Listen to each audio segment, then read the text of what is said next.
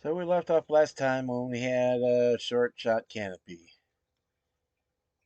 And I did search eBay and I managed to find not one but two. So we were able to get back on track. Got it all masked up and put on the fuselage. So we were ready to start the painting with the Tamiya white primer on everything. And then we masked off the sections, the wing and the nose cone that were going to stay white before we went to the next step, which was to put on the gloss black coat.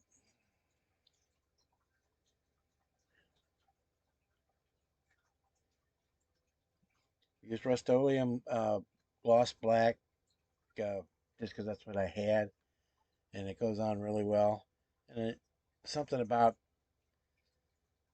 Century Series fighters, Air fighters, they just all look so sexy in black. But unfortunately, it's not going to stay black for very long. We masked off the sections again that we're going to stay black, and then we went with our Extreme Metals paint from AK Interactive for our finish. We laid on polished aluminum, chrome,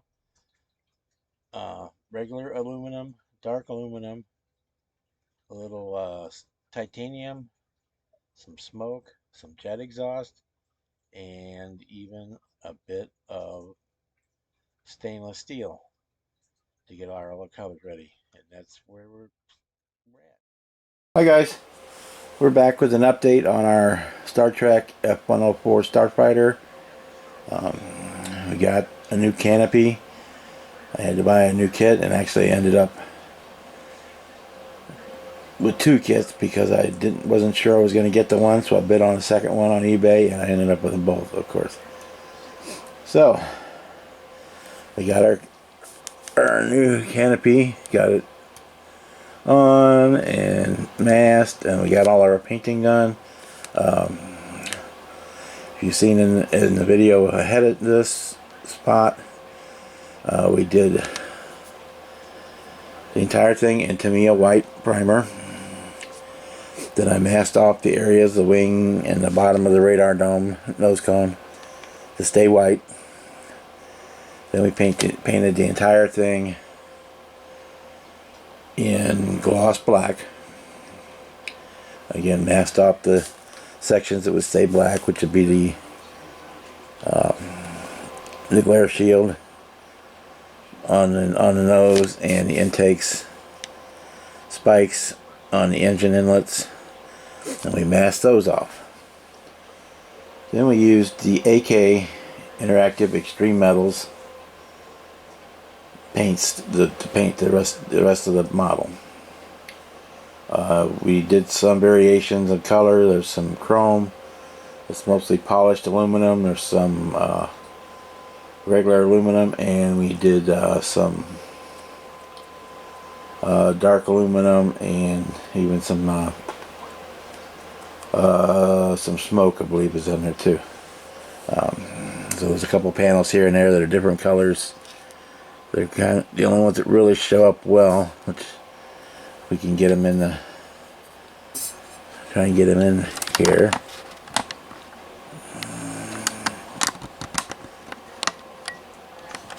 In this tail area, you can really kind of see the different shades, because you got 1, 2, 3, 4, 5 different ones going just right there on it. And of course a lot of that gets covered up with decals, so it's almost a waste, but it's a detail, added detail that looks good on there. So if you remember in the previous videos, we did it all with the gear up, and as you can see, we just mounted the tip tanks on. We've got our gear doors closed, and then I built a mounting post for the stand right there, so that when it stands up, which you probably won't be able to see in this, if I move back far enough, it'll sit kind of like that on the stand. So we still have to put this has the clear coat on it, the gauzy clear coat, which is what's recommended by AK for their extreme metal, which seals up the metallizer because they're real chemical sensitive. So if you put like a lacquer or clear lacquer or clear enamel over, you're just going to ruin the finish. But once you put that clear acrylic finish on it, and it's not like, it's different than like Future, or what do they call it? What did they change it to? The Pledge Revive, which is now discontinued also. Or in Europe, the Clear floor polish. It's a little bit different formulation than that. It's similar, but it's a little bit different. Once that's sealed on there, I can use the decal setter, solvents, and then final coat will be a gloss lacquer. One other feature which we have on our Starfighter. Let me readjust the camera. And it just so happened to luck out that I could do this without having extensive wiring.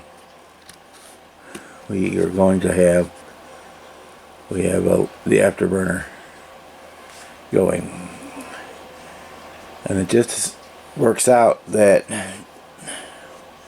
this will all fit in the tailpipe, so I can put it in, take it out when I need to change batteries or turn it on and off. And the LED I'm using is from one of the Dollar Tree little tea light LEDs. You just tear that apart, take the LED out. They're like 50 cents a piece for the little tea lights, and then it gives you that flickering yellow. So we can take that real quick here.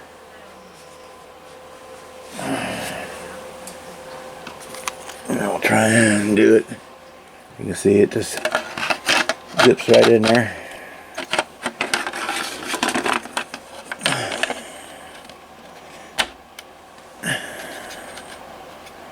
And it just goes right in. So we've got our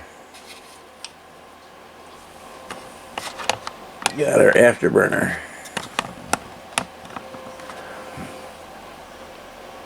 And that's all there is to that. See, we're going to put do the decals. Will be the next step.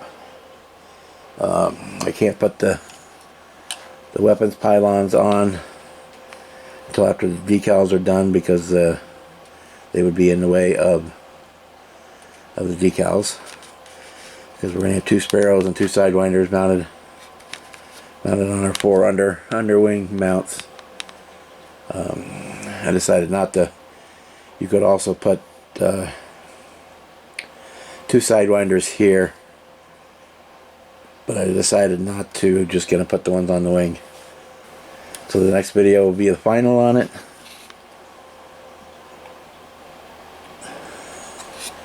And we will see you in that final video in a day or two. And we've got a little Starship Enterprise back there in the background. So have a good evening, guys, and we will see you on the next video.